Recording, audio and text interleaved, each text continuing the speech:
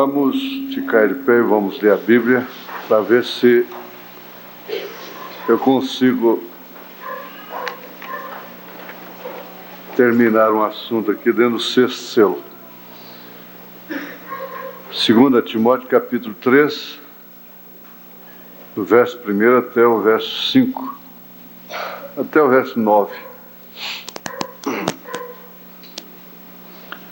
Sabe, porém, isto, que nos últimos dias sobrevirão tempos trabalhosos, porque haverá homens amantes de si mesmos, avarentos, presunçosos, soberbos, blasfemos, desobedientes a pais e mães, ingratos, profanos, sem afeto natural, irreconciliáveis, caluniadores, incontinentes, cruéis, sem amor para com os bons, traidores, obstinados, orgulhosos, mais amigos dos deleites do que amigos de Deus, tendo aparência de piedade, mas negando a eficácia dela. Destes afasta-te, porque deste número são os que se introduzem pelas casas e levam cativas mulheres nécias, carregadas de pecados, levadas de várias concupiscências, que aprendem sempre e nunca podem chegar ao conhecimento da verdade. E como Janes e Jambres resistiram a Moisés, assim também estes resistem à verdade, sendo homens corruptos de entendimento e réprobos quanto à fé. Não irão, porém, avante, porque a todos será manifesto o seu desvario, como também o foi o daqueles. E agora, ó Pai, como sempre, temos de agradecer, em primeiro lugar, por tudo que já temos recebido na nossa vida, como filhos do Senhor, por tudo que já recebemos aqui hoje. Se há grandes males que já aconteceram hoje na terra, desde que o sol raiou, mas em compensação há grandes bênçãos também. E nós estamos incluídos nestas bênçãos. Te pedimos que o Senhor aceite a nossa gratidão e que o que vamos ouvir possa consolidar a nossa fé. Em nome de Jesus Cristo. Amém. Assentai-vos.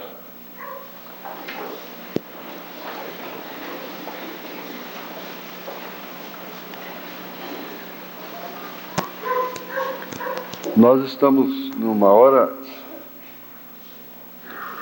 em que as pessoas, em certos casos, ouvem sabendo que não vão se corrigir e não vão se modificar, não vão mudar naquele sentido.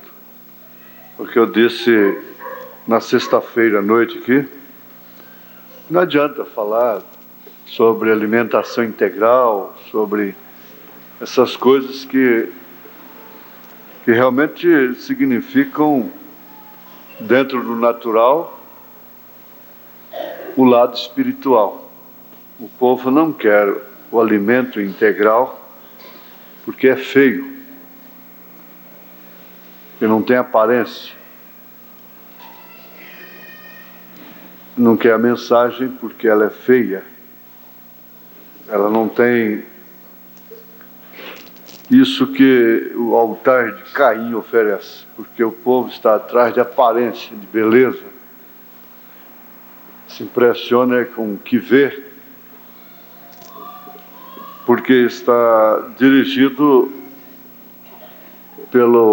pelos sentidos: audição, visão, paladar, tato, olfato. Então não adianta. É a mesma coisa de cortar na água. Você já cortou na água? Pega um facão e dá um corte na água. E o irmão Brana disse, é a mesma coisa jogar água nas costas de um pato. Não vai mudar. As senhorinhas não vão mudar. Ninguém vai mudar. E razões para isso todo mundo tem, explicações e justificativas. E o certo é que aí vai se degenerando cada vez mais a raça, vai se enfraquecendo, para se cumprir exatamente o sexto selo, quinto selo, todos os selos que são para cumprirem ainda, se cumprirem. Teria que estar dessa forma. Agora, essa declaração de Paulo aqui é uma profecia em relação aos últimos dias. Porque, na verdade, desde o Éden existe a maldade, mas ela vem em uma ordem progressiva, se manifestando em ordem progressiva. Estava falando ontem com um irmão sobre, quer dizer, você vê uma mocinha de 15, 16 anos, assim, vestida, ela sai de baby doll na rua, se pode chamar isso. E eu me lembro que lá em Trindade tinha uma rua reservada para as mulheres perdidas, chamada Rua da Alegria. Então aquelas mulheres, sendo prostitutas oficiais, elas se vestiam de uma maneira peculiar, na verdade. Todo mundo sabia que eram perdidas pelas suas maneiras de se vestirem. Mas só que tem uma coisa, oxalá que essas moças, e mesmo as mamães hoje, se vestissem como aquelas prostitutas se vestiam naquela época. Por aí você vê como a coisa ultrapassou e foi longe demais. Não tem mais aonde ir. Nós já fomos longe demais. E isso está exatamente sendo acompanhado pela ciência. 70 anos atrás, nós estávamos na era da carroça. Você pensa que nós tínhamos aviões a jato, coisa, não tinha televisão, o rádio era de uma maneira muito peculiar também, muito especial. E nós estávamos na era da carroça, 70 anos atrás. O senhor tem 70 anos? Tem mais de 70? Então, quando o senhor é garoto, o senhor não conhecia automóvel? Naquele tempo não tinha televisão, não. Não tinha televisão, não. Nem carro, Nem carro. Pois é. Então você vê como que é a coisa. Isso se multiplicou. Daniel profetizou que a ciência se multiplicaria.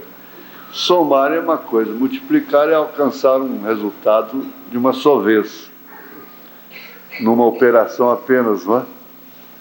Agora, é bom ver como as escrituras se cumprem, porque nós, no mínimo, não estamos enganados. Nós podemos ver que nos últimos dias viriam tempos trabalhosos. Agora, esses tempos trabalhosos não deveriam existir, por quê? Em vez de estar soprando fogo no fogão cedo, com a lenha molhada, é só apertar um botão, o fogão acende. Eu já dei assistência em São Paulo, por exemplo. Eu saía de lá cedo, pregava no sábado à noite, estava com a igreja lá no sábado à noite, pegava um voo domingo de manhã, estava na escola dominical aqui, em tempo folgado. Isso mostra onde está São Paulo. São Paulo, 70 anos atrás, você levava 1 mês, 2 meses para ir a São Paulo. E olha lá. Agora você faz com 1h10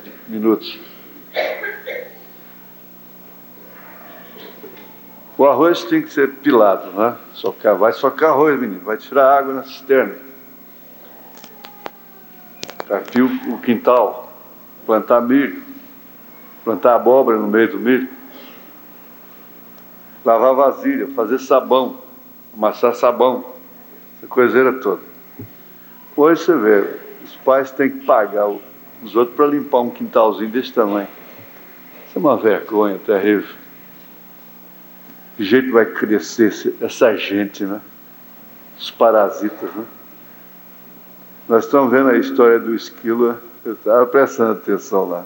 Que beleza, né? Um diácono disse assim, se as mães continuassem em casa, essa escola aí seria uma benção. Eu acredito que todas as mães têm esse critério aqui, não é? Mas o resultado, todo mundo neurastênico, neurótico, tudo com comprimido do bolso. Eu mesmo estou com aqui, ó.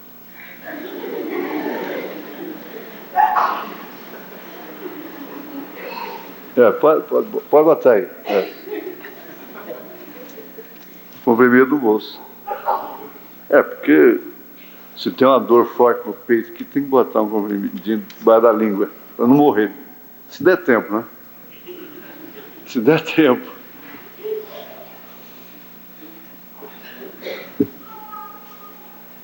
Outro já tem que carregar dentro da bolsa para dormir. E assim por diante. Mas não anda tão moderno, a ciência não multiplicou. Por quê, então? Dias tão trabalhosos. Que isso afastaria o homem de Deus. A prosperidade afasta o homem de Deus.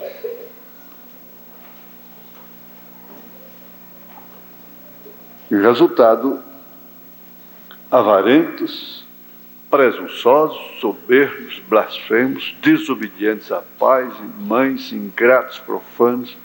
Os ingratos aí, quer dizer, nós temos muita coisa aqui que, graças a Deus, não nos atinge. Mas esses ingratos aqui, meu Jesus, quando Paulo disse, sede agradecidos, olha, eu estava pensando, eu sei que é a condição do tempo, na verdade. Agora, a gente está em contato direto, sentindo os problemas, ouvindo os problemas, vendo lágrimas sendo derramadas.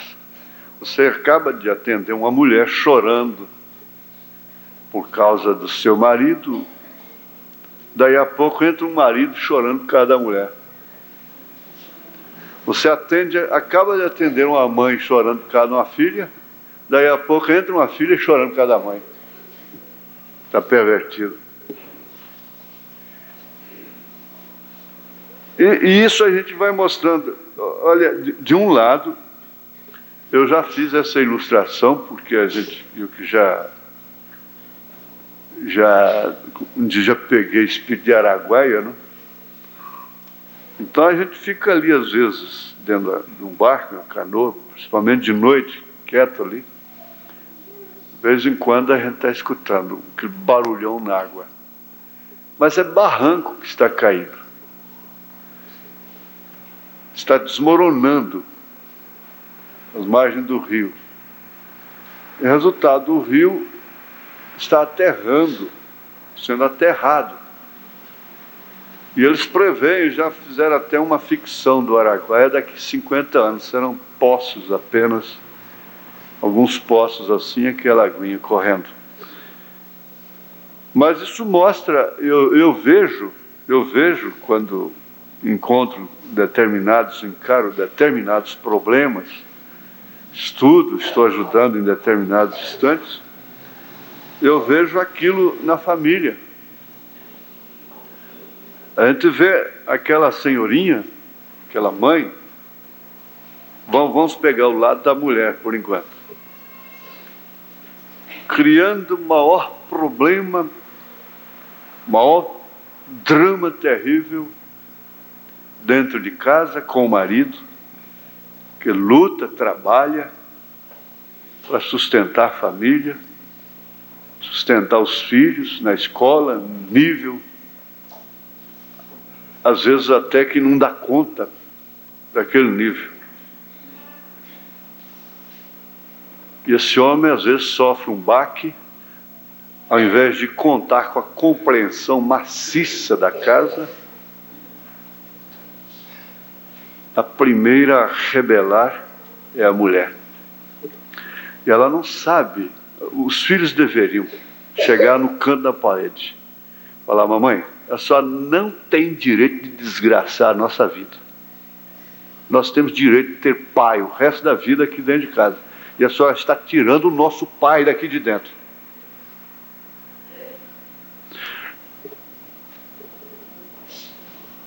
E vai sair depois. Os filhos deveriam fazer isso. A senhora não tem esse direito.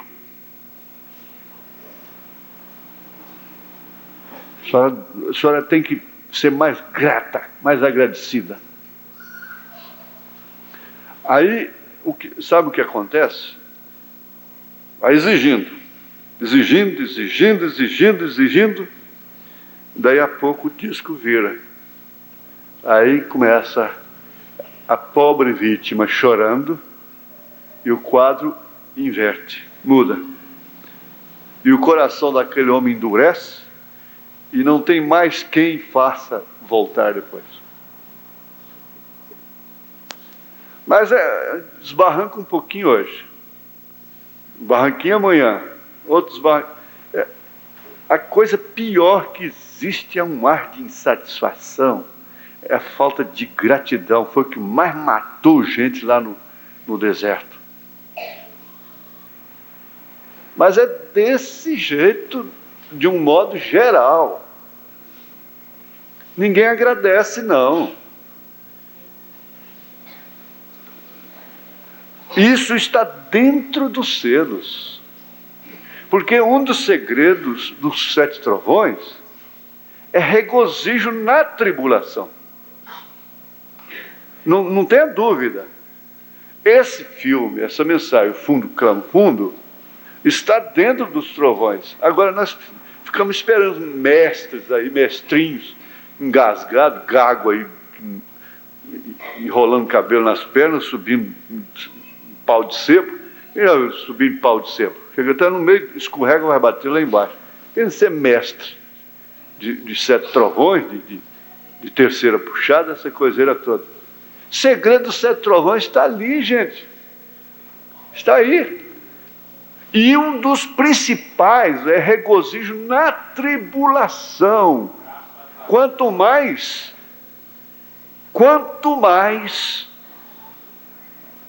ser agradecido pelo que recebe.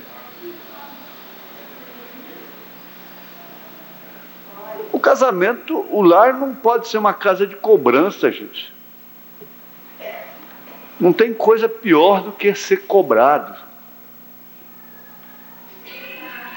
O homem se desgasta, o homem se autodesacredita e ele se desmorona ao ser cobrado. E quando ele, principalmente quando ele é honesto, ele é brioso, ele faz tudo que pode, e numa hora de dificuldade, não conta com compreensão, ele desmorona. É por isso que eu aconselho os filhos: leva essa mãe sem juízo, ingrata, para o canto da parede e diz: mamãe, a senhora não tem o direito de fazer isso. Nós não podemos ficar sem pai por causa da sua ignorância, não. Por causa da sua falta de gratidão.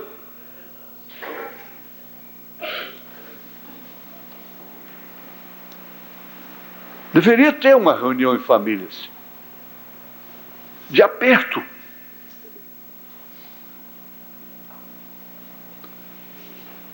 Mas deixa, vai deixando, vai desmoronando, vai. É uma briguinha hoje, é um bico caído, e cria aquela atmosfera numa hora que deveria ser hora íntima, e outra, vai criando, vai criando. Depois vem aquela vítima, aquela pobre vítima, coitadinha, no escritório para salvar o lar. Mas quem derrubou foi a tola. A Bíblia não erra. Isso é assim diz o Senhor. A sábia edifica a casa, a tola derruba com suas próprias mãos.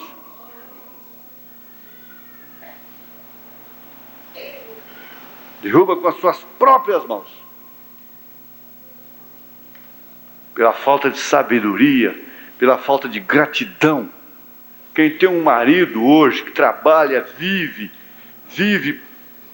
para casa, vive para a mulher, vive para os filhos, deveria viver de joelho, deveria ter calos nos joelhos, porque a condição é terrível. A condição do tempo é terrível. A concupiscência é demais. E mulher está jogando buzo, linguagem antiga, jogando buzo por aí.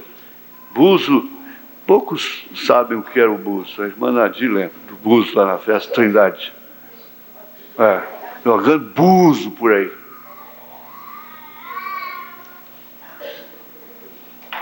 Mulher tem demais, e está fácil demais, é galinha na manguara. Me perdoe, irmãos, não estou falando de vocês.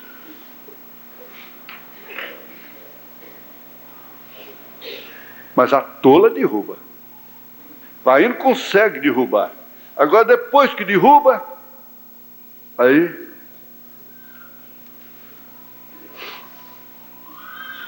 ingratos, filhos ingratos, um pai, uma mãe, e por outro lado também, viu, meu irmão? Não pode um marido encontrar uma mulher humilde, que quer obedecer a palavra e tudo, ele passa, ele toma a mensagem para fazer dela um tapete, um capacho. Ele pode abandoná-la, mas ela não pode repudiá-la. Então monta de espora, de ignorância, que é um homem estúpido, e qualquer coisa está cutucando a mulher. A mensagem é para você, viu? Quer dizer, nunca é para ele. É tanto de um lado como do outro. Não agradece uma esposa limpa, não agradece uma esposa humilde, e tem. Mas que ele gostaria de ter era uma safada mesmo. Porque a condição do tempo é esta. Paulo era profeta. E não há gratidão. Não há por que dizer obrigado. O americano, na mesa, tudo é please. Please quer dizer por favor. Por quê? Porque é mais fácil de falar? É porque há uma vergonha em nós de tratar bem. Há uma vergonha em nós de dialogar. Nós temos vergonha de tratar bem uns aos outros dentro de casa, de conversar como gente. Pois é, mas a questão é essa, irmãos. A falta de gratidão é a coisa que mais irrita. E nós não podemos, como eu estava dizendo, o americano, o inglês, tudo é please. O pai pede o palito, é please, né? Por favor, passe. E o tanque, né? Obrigado. Entre nós, não. Obrigado. Para o estranho é normal. Por favor, para o estranho é normal. Tratar o estranho bem, tudo bem. É fácil, não tem vergonha. Mas tratar os de casa com educação, faz vergonha.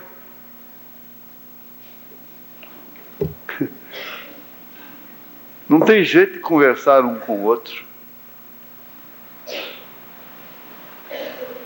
E na mesa, então, não pode dizer, por favor, passe. Para quê? Passa a farinha, hein, menino? Eu sabe por que é criança? Eu não posso falar assim, filhinho, pega um copo d'água para o papai, por favor.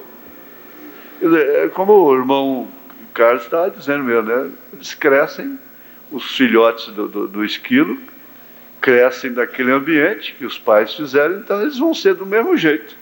dos pais. Passa a farinha, por favor. Pega a água, por favor. Mas não existe isso. Não existe não agradece uma criança. Ô filhinho, muito obrigado. Não agradece. Não elogia um feito de uma menina. Lavou os pratos e coisa e tal. Papai, lavei os pratos. Está vendo? Minha filha já é moça, está vendo? Não há incentivo. Acha que tudo tem que ser pela imposição e coisa assim. Isso está relacionado, é claro, com a educação do berço, mas a ciência não dá isso. Tem dado tempos trabalhosos, oferecido ingratos. Ingratos. Não há um povo mais ingrato do que o brasileiro em relação à sua pátria. Porque são poucos países que são tão bons quanto o Brasil. Uma terra tão fértil, uma terra tão mãe como esta. Uma terra que dá mandioca a maçã. Produz tudo quanto é tipo de minério. É mãe do ouro. Uma fauna riquíssima. E ainda dá licença, como eu disse, ainda é uma pátria que um lavador de carro pode chegar a ser fazendeiro. Vai lá para o primeiro mundo ver se um lavador de carro chega a ser fazendeiro. Isso é terra-mãe. Mas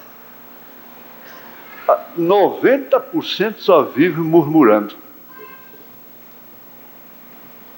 contra o governo, como se o governo tivesse que botar comida na boca de todo mundo. Não é assim não, gente. Nós temos que ver de que lado nós estamos. E preste bem atenção, uma das características mais apocalípticas que existe é a ingratidão. A coisa é custosa. Basta encontrar. E basta encontrar uma mulher que quer ser o que a Bíblia diz para se tornar um tirano, um ingrato, um estúpido e ignorante.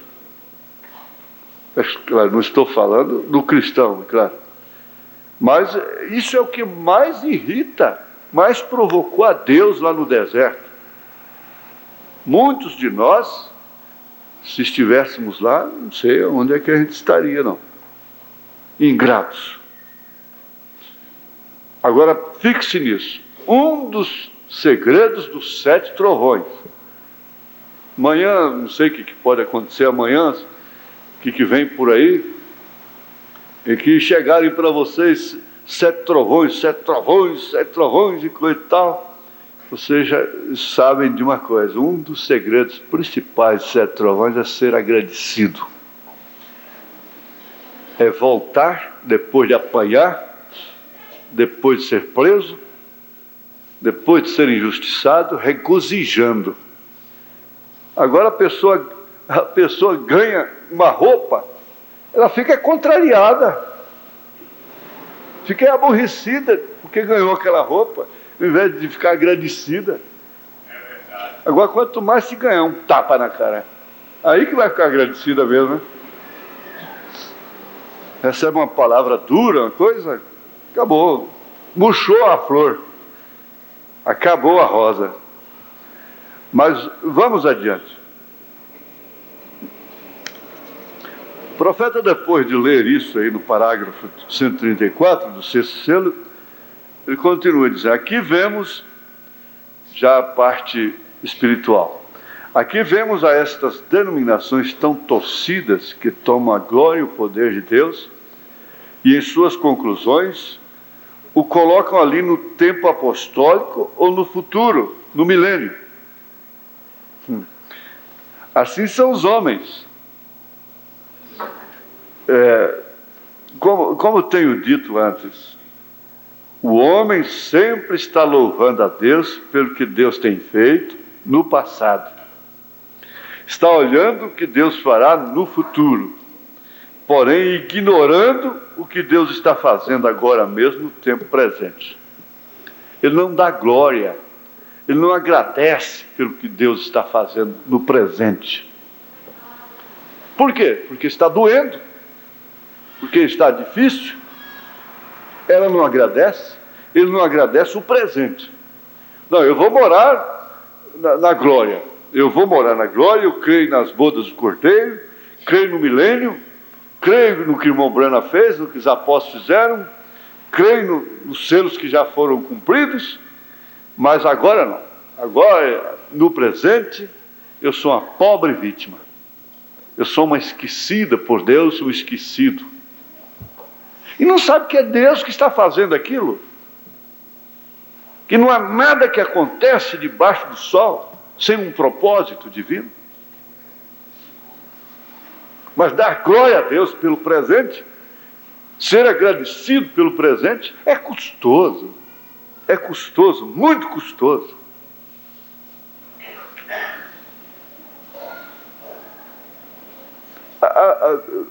Não tem como pregar esse casamento da igreja com Jesus Cristo sem falar do casamento, porque Paulo disse, digo, porém, a respeito de Cristo e da igreja, ele falou exatamente do casamento, do marido e da mulher.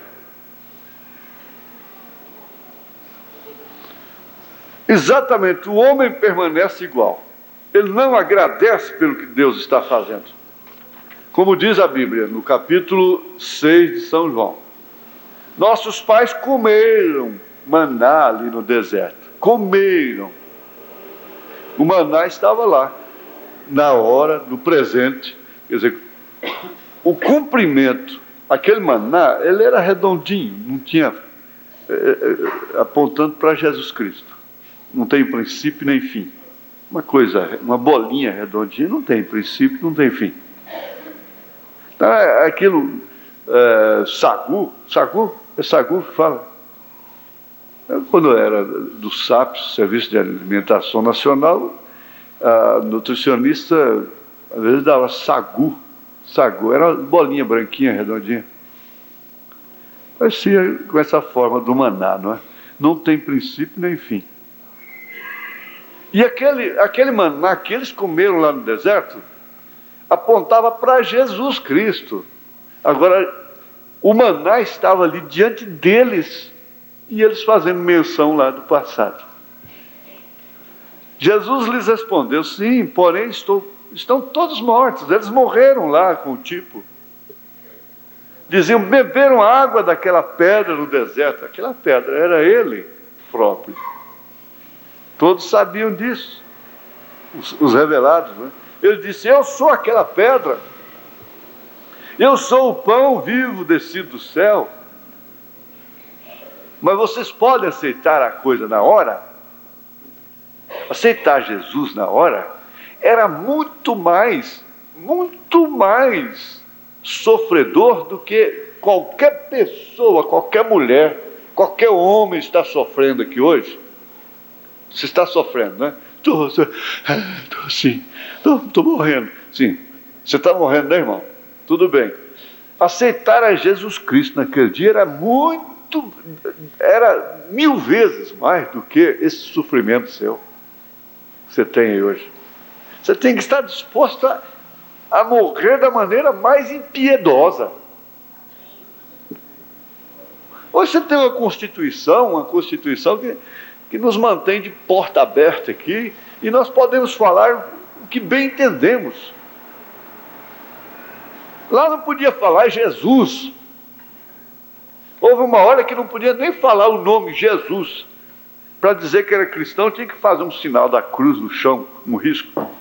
O outro via e entendia que tinha um irmão, era um irmão. Agora hoje Jesus está nos decalques, Jesus está na televisão, está nas piadas. Jesus. Até não fala Jesus, é Jesus. A moda carioca, né? Mas é exatamente isso. Você está sofrendo? Você não sabe o que é sofrimento. Não tem motivo para agradecer nada. É só murmurar. Mas eu repito, é hora dos filhos fazerem uma reunião com os pais. Vê esse lado aí. Se a sua mãe está sendo ingrata, seu pai está passando por uma hora difícil, diga para ela, tem uma coisa, em último caso, a senhora vai ficar sozinha. Se a senhora não consertar, a senhora vai ficar sozinha.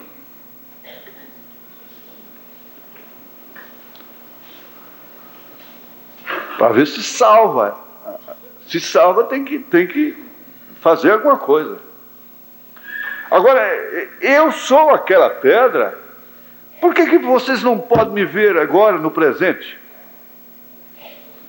Eu sou o pão vivo descido do céu. A árvore da vida não foi tocada ali no princípio. Se algum homem comer dela, não morrerá, e eu ressuscitarei no último dia. Eu sou esta árvore. Agora, nós estamos estudando o sexto selo, veja só. Sabemos que no exato momento em que este selo estiver em pleno cumprimento mesmo, nós não estaremos mais aqui. Ou então não fomos no rapto. Ou então não fomos no rapto. Ali estava o próprio Messias, falando as coisas que eles pensavam em seus corações, mostrando que ele era o Messias, o que ele fez agora através do profeta, a mesma coisa. E fazendo as obras que o Messias deveria fazer, e eles ali estavam pensativos com as mãos para trás, dizendo, não pode ser este. Ele não veio da maneira correta. Ele veio dali de Belém, ele é arroz integral, ele é açúcar de forma, mascavo, não é? Ele é feio. Como é que nós vamos comer isso? Por que eu vou fazer isso em casa? Ele é um filho ilegítimo. E as obras que faz são do diabo. Ali está a blasfêmia deles. Sabemos que está demente, está louco, tem demônios. Agora, é difícil, irmãos. Em todas as eras, em todos os tempos, a coisa mais, o prêmio, a maior loteria, se podemos fazer uma ilustração assim, é a pessoa saber com quem estava andando, se tratando de um profeta, descobrir com quem estava. Eu tenho a impressão que até mesmo a esposa do profeta, por muito tempo, ela não sabia que era mulher do profeta Elias, do 7º anjo de Apocalipse. Tem impressão? Não. Isso aconteceu. Comendo e dormindo com ele. Sendo mãe de seus filhos. E quantos caçaram com ele? Quantos pescaram com ele? Quantos brincaram com ele? Riram. Brincaram com ele, comeram na mesma mesa. E assistiram ele desentortar a perna de criança, de aleijado, e tumor cair na plataforma, aquela coisa toda. Morreram sem saber quem era o irmão Branham. Que ministério estava ali. E às vezes você está também com alguém que tem alguma coisa especial e não sabe.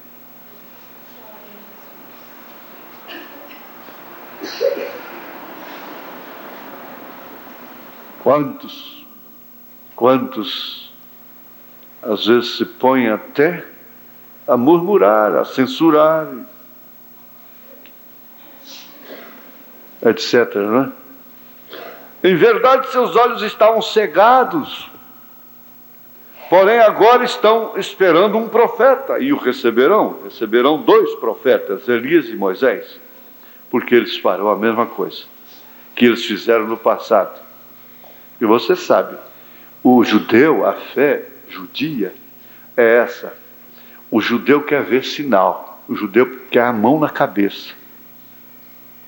A noiva, os eleitos, os gentios, tem que partir para essa fé, que não precisa botar a mão na cabeça não, gente. É a palavra. A palavra. É pela palavra. Os judeus pedem sinais. E ao verem sinais, então eles crerão. Assim diz a Bíblia e assim diz o profeta. Agora, quando eles se manifestarem, então o que está acontecendo? Está acontecendo que a noiva está lá nas bodas do Cordeiro. Ela está lá nas bodas do Cordeiro. Eu não tenho dúvida, de acordo com a palavra, de acordo com as Escrituras, que os eleitos não verão esse ministério de Elias e Moisés. Não verão. Porque seria incoerente. Desde que é simultâneo, isso aqui, a noiva vai no quarto selo, isso aqui é o sexto selo, Elias e Moisés. Você pergunta, e o quinto? Não, é porque tem cumprimento simultâneo. Então, esses dois selos têm cumprimento simultâneo, como já estudamos, e nesse ínterim, quer dizer, enquanto isso está acontecendo, Elias e Moisés estão aqui com os judeus, a noiva está com Jesus nas bodas do Cordeiro. 3 anos e meio lá. Agora, se você quer trocar isso, olha, você tem que orar dia e noite, pedir, Senhor, me dá sentimento de gratidão. Me ajuda a ser agradecido. Me ajuda.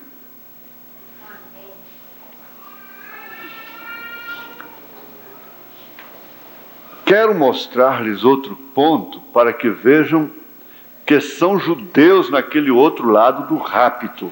Notem o que sucede.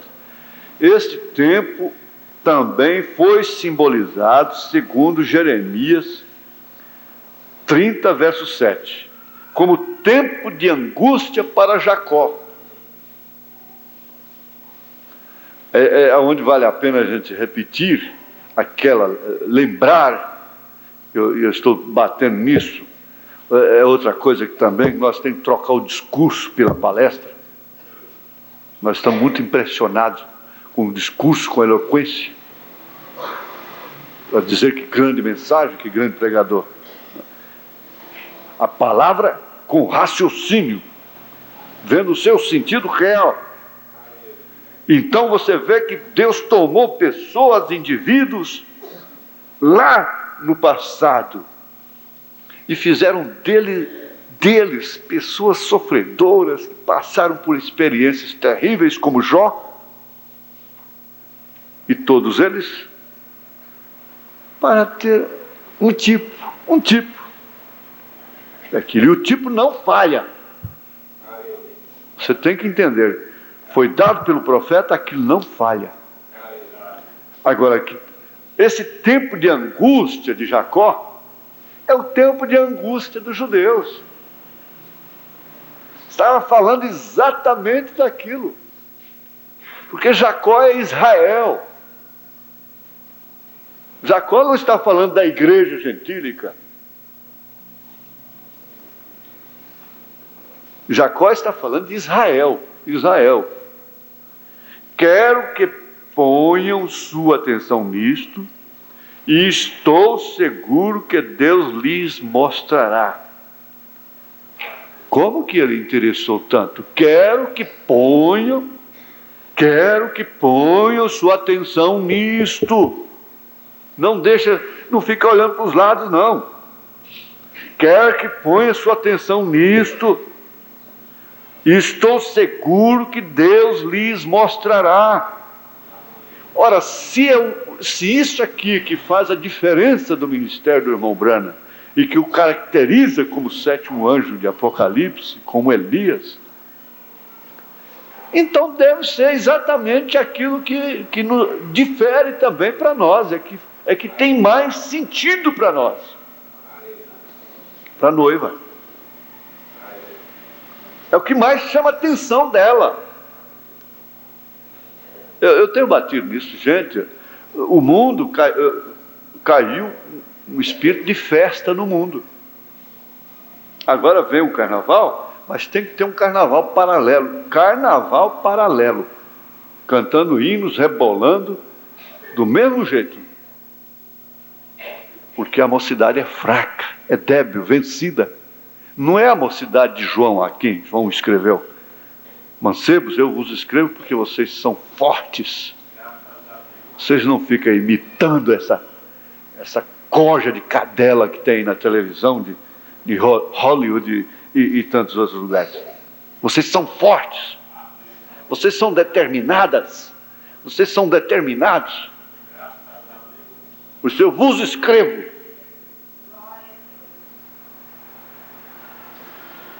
Então ele diz, põe atenção nisso. Estou seguro que Deus lhes mostrará. Jacó tinha primogenitura, correto? Porém seu comportamento foi muito mau. Não importa. Não importa, veja só. Não importa quanto o judeu tenha comportamento que tenha. Um cristão revelado nunca fica contra o judeu. Como Deus amou Jacó, sendo ele um trapaceiro, tendo um mau comportamento, enganou seu pai e seu irmão, porém ao ver tudo claramente ao pé da letra, a primogenitura era sua. Foi adquirida de uma forma como não devia, não sei, porque Esaú a trocou. Outro dia eu estava comendo carne de carneiro desfiada, prato de Abraão, com lentilha. É somente eles que sabem fazer aquilo daquela forma. E eu lembro disso aqui. Esaú trocou por um prato de lentilha.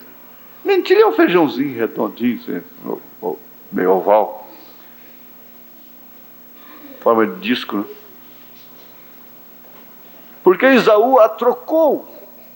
Logo foi trabalhar para seu sogro e fez tantas coisas para enriquecer-se nas coisas materiais. Não faça negócio com o judeu, que ele te passa para trás mesmo. Como, por exemplo, quando fez as ovelhas conceberem e darem crias salpicadas de diversas cores. Gênesis 30, 37, 43.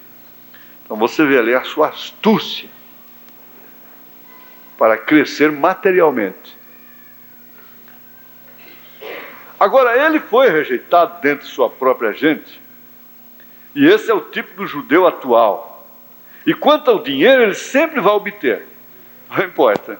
E não lhe importará a quem tenha de tirar o couro. Ele tira mesmo. Porque Jacó fez isso. Vocês sabem que é a verdade. São gente de olho rápido. É melhor não ter negócios com eles, porque você sairá perdendo. Porque será assim? Assim tem que ser, porque esse é o tipo de espírito que os domina. Isso já não é próprio para o eleito. Paulo disse, não engane seu irmão nos negócios. 1 Tessalonicenses capítulo 4. Não engane o seu irmão em negócios. Tal como foi os reformadores que não puderam entender esta palavra, porque o Espírito que lhes foi enviado foi o Espírito do homem. Os reformadores, entre Paulo e Brana, são reformadores. Paulo foi profeta. Irmão Brana, fechou o parêntese, profeta. Os demais são reformadores, principalmente falando de Lutero e de João Wesley. Não é certo? Então eles eles não podiam ter realmente toda a palavra. Eles estavam com o broto e o crescimento da lavoura. Eles não podiam ter a espiga, a semente de volta à original. Por isso eles ainda creram em Trindade, batizaram nos títulos, etc. Porque o Espírito lhes foi enviado, foi o Espírito do homem. Nós vemos ali que foi o leão, o boi, o homem e a águia. 4 criaturas. E eles vieram dentro do espírito do homem. Inclusive a parte intelectual que Deus usou para que a Bíblia fosse hoje divulgada em todas as línguas e idiomas. Isso foi dentro dessa fase. Dentro dessa era. Tudo encaixa perfeitamente. Nada está fora do quadro. Tudo está perfeito. É um quadro perfeito. Porque era leão, boi, a era do sacrifício, né? Morrendo. O leão falando do poder da igreja primitiva. O boi, ela morrendo, sacrificada, né? Trabalhando e morrendo. As eras negras. E a era do homem, que levantou com o espírito do homem, usando a parte, inclusive a cabeça, que uma das razões pelas quais nós temos a Bíblia traduzida em todas as línguas e idiomas. Inclusive hoje já estão até tropeçando em versões e mais versões e versões. Já excedeu, tudo é demais, não é? Começa até a tropeçar. Quando estes selos foram abertos, você pode ver exatamente o que Deus está fazendo, o que Deus tem feito e o que Deus fará. Então nós conhecemos todos os selos. Os selos foram abertos, mas o que eles criam? Criam por não poder ver as coisas dessa forma tão clara, tão nítida que estão. Então cria a doutrina que o irmão Branham tem que ressuscitar de novo, isoladamente, primeiro, sem os santos. Encontram as bases isoladas. Toda heresia tem base. E então o irmão Branham vem mostrar isso aqui para nós. Ele vai dizer assim: mas e você, pastor? Você foi posto dentro do povo para quê? É só para ficar combatendo saia curta, cabelo cortado, televisão? É para isso que o pastor foi posto diante da igreja? Só para gritar diante do povo, botar a mão na cabeça do povo e fazer o povo chorar? Foi isso? Xingar a igreja católica, xingar as mulheres e pronto, só isso? Não é assim não. Espera aí. Nós sabemos onde estamos parados. Doutrinariamente, nós sabemos onde estamos. Nós não estamos esperando o irmão Branham ressuscitar isoladamente. Ele vai ressuscitar. Porque todos os santos vão ressuscitar. E cada mensageiro vai apresentar o povo de sua era. Aqui está, o Senhor me deu um talento, aqui tem outro. O Senhor me deu 5, aqui tem 10. Cada um deles. Aí então é que a gente vê o cumprimento das parábolas. Tudo na hora exata. Então, esses selos foram abertos. Agora, não estão cumpridos. Eu quero deixar isso bem claro. Foram abertos? Foram. Não, amanhã você vai ouvir, né? Está aqui, ó, o irmão Branham tem que voltar, coitado, se não é esse mensageiro, coitado. Não. Os selos foram todos abertos, revelados. Agora, nem todos estão cumpridos. 3 já estão cumpridos, estão na história. 1º, 2º, 3º. O 4º se culminará, fechará o 4º selo com o rapto da igreja, da noiva. 5º e 6º não tem nada a ver conosco. Nós não estamos aqui. Elias e Moisés estão aqui, para tratar com os judeus. O 7º, silêncio. é o dia e a hora da vinda do Senhor. São Mateus 24, 36. Não tem nada que ver, mexer nisso. Então,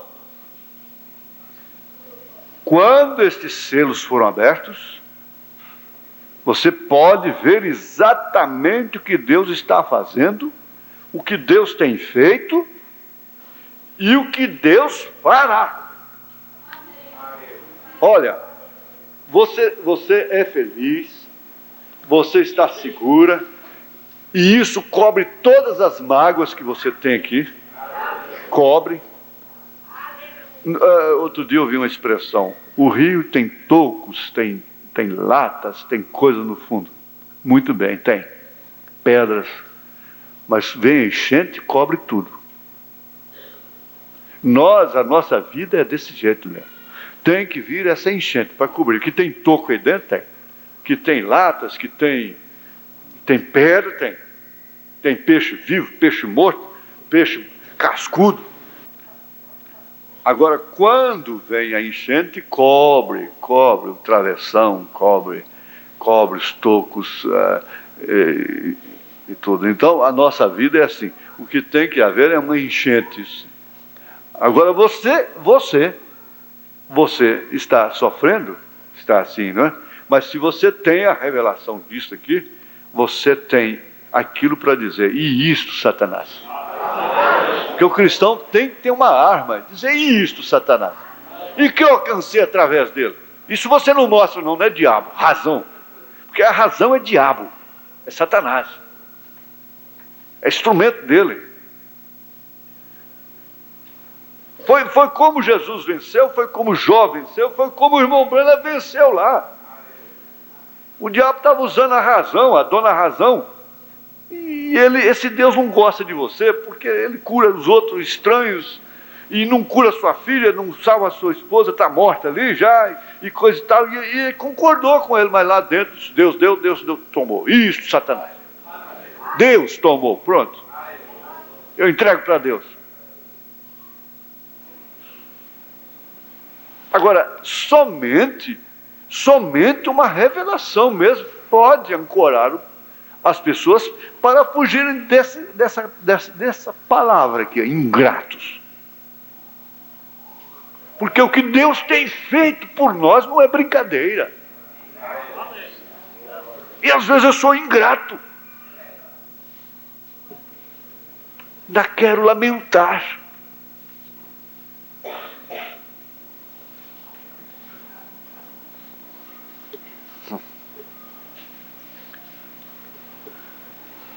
Você sabe o que Deus está fazendo. Você não só sabe o que Deus fez, o que Deus fará. Você sabe o que Deus está fazendo. Você conhece a fase presente do nosso ministério. É do ridículo, é do desprezo, é da angústia, é da ignominia.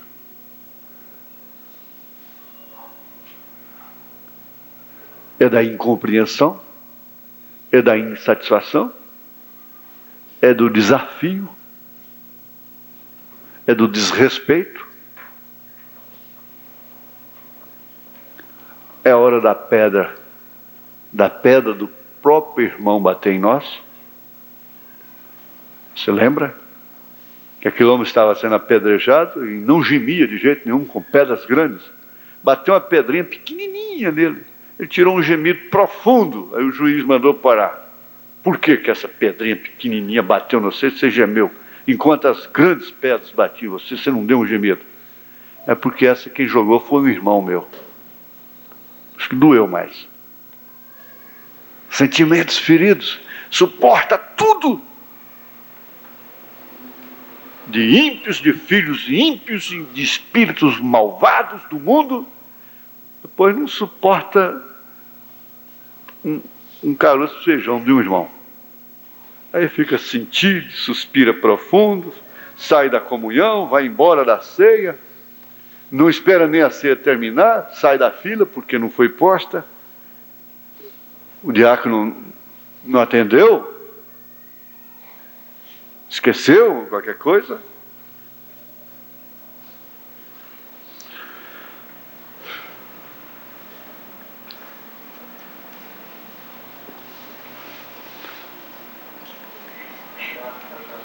Fica nisso?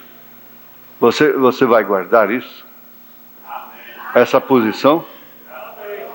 Você sabe o que Deus fez e você sabe o que Deus está fazendo. O irmão Brando estava num salão de barbeiro, de repente a terra tremeu, era um terremoto. Eu disse, isso aí é o dedo de Deus, é apenas o dedo de Deus. Os passarinhos sabiam até previamente, saíram das brechas, das fendas, das pedras, porque elas seriam sacudidas e os esmagariam lá. O gado que se abrigava naquele sol causticante lá da Índia, à sombra daquelas muralhas de pedras, saíram, se ajuntaram no meio do campo. Todos unidos, juntos, fizeram unidade. O homem não sabe. Hitler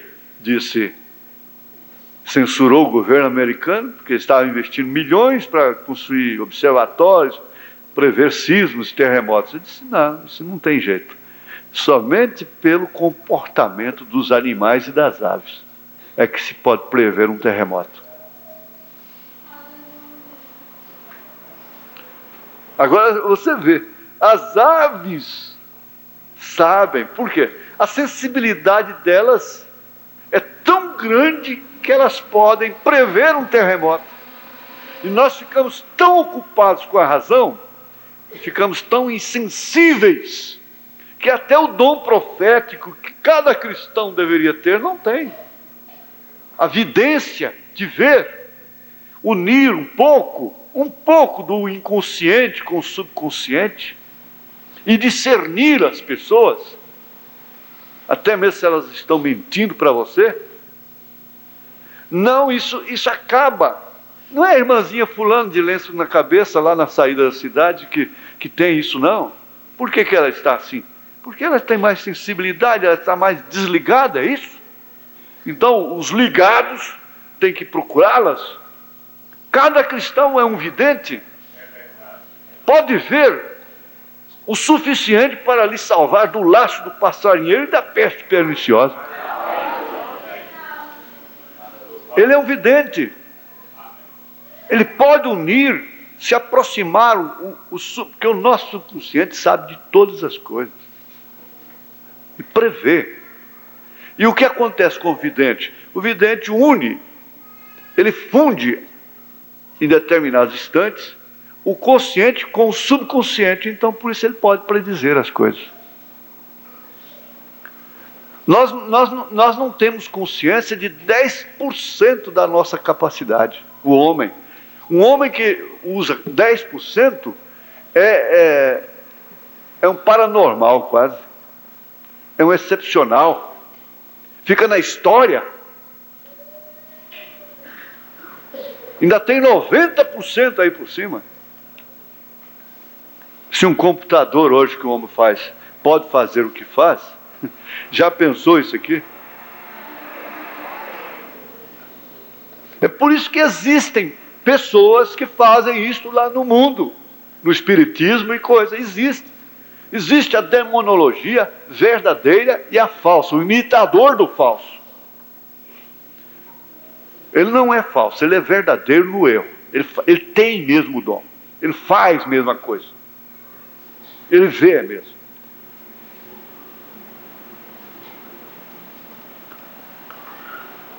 Agora, para prosseguir aqui, eu vou parar aqui, porque esse tópico aqui é muito importante.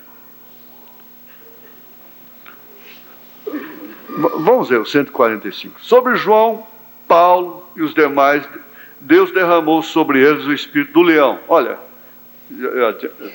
confirmando. Ou seja, a palavra pura, poder da igreja primitiva. Por isso Paulo pôde dizer-lhes: eu sei que levantarão dentre vós falsos irmãos e que sairão e formarão denominações e demais coisas. Ele profetizou isso. E assim será nos últimos dias. Serão tempos terríveis.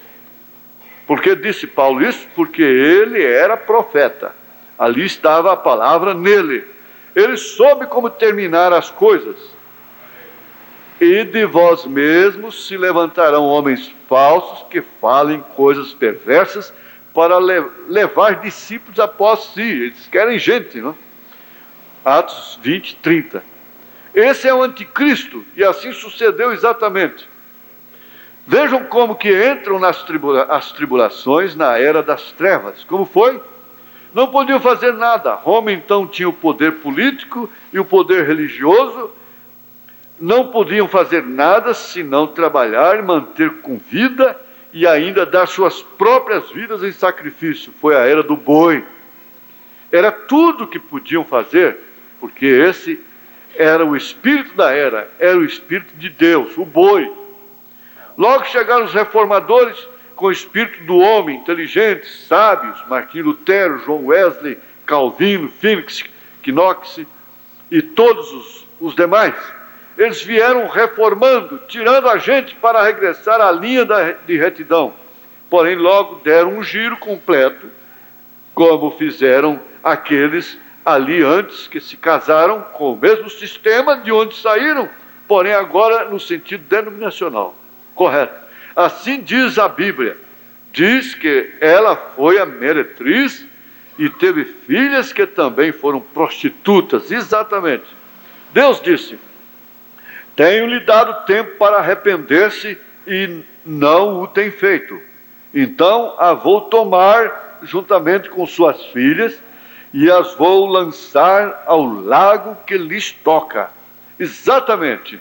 Assim o disse Deus sob o quarto selo. Então vemos estas coisas. E Ele na verdade fará estas coisas. Todas estão dirigidas nessa direção. Porém somente os que têm seus nomes no livro da vida ouvirão, quando Deus lhe chamar, esses que têm seus nomes escritos lá, minhas ovelhas ouvem minha voz. A única coisa que temos que fazer é efetuar o chamado da ovelha, do qual os cabritos não conhecem nada. Nada. Então, é claro que esse livro aqui é o livro da vida do Cordeiro, né? E essa semana ainda falei no rádio que a gente tem que examinar a natureza que está dominando a gente. Porque a ovelha tem uma natureza diferente da cabra, do caprino, né, do cabrito, do bode. E a natureza da ovelha é comer tudo que se solta, da cabra, tudo que vê. E não é assim com a ovelha. A ovelha, até para se alimentar, depende do pastor. Lá mesmo no Oriente, inclusive, é o único rebanho, porque os porcos, os cavalos, eles soltam de noite. Mas a ovelha, ela é indefesa, ela tem que entrar por um aprisco. E na região que tem serpentes, eles têm um óleo que é repelente a cobras. A cobra foge daquele cheiro, ele é repelente. Então o pastor passa aquele óleo na testa dela. Ele é um repelente, ela vai pastar naquele campo ali e nenhuma cobra lhe ofende. Por quê? Porque ela tem um óleo na cabeça. Unge a minha cabeça com óleo, disse Davi, e o meu cálice transborda, quer dizer, eu tenho alegria, né? Minhas ovelhas ouvem a minha voz. Por quê? Uma voz é um sinal espiritual. Deus disse a Moisés: se não ouvirem a voz do primeiro sinal, acontecerá que ouvirão a voz do segundo sinal. Minhas ovelhas ouvem a minha voz. No presente, não é do passado, do futuro, não. Eu cansei de ouvir o evangelho baseado em Torre Fine, João Wesley, etc, etc. Agora estas coisas devem estar acontecendo nos últimos dias, e as ovelhas de Deus o reconhecerão. Elas reconhecem, minhas ovelhas me conhecem, porém ao estranho não seguirão.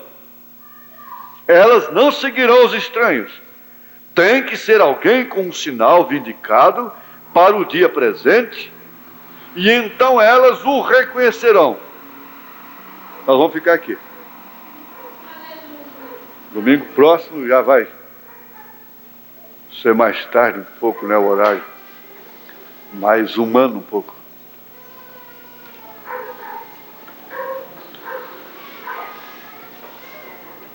Eu quero que vocês guardem bem isso.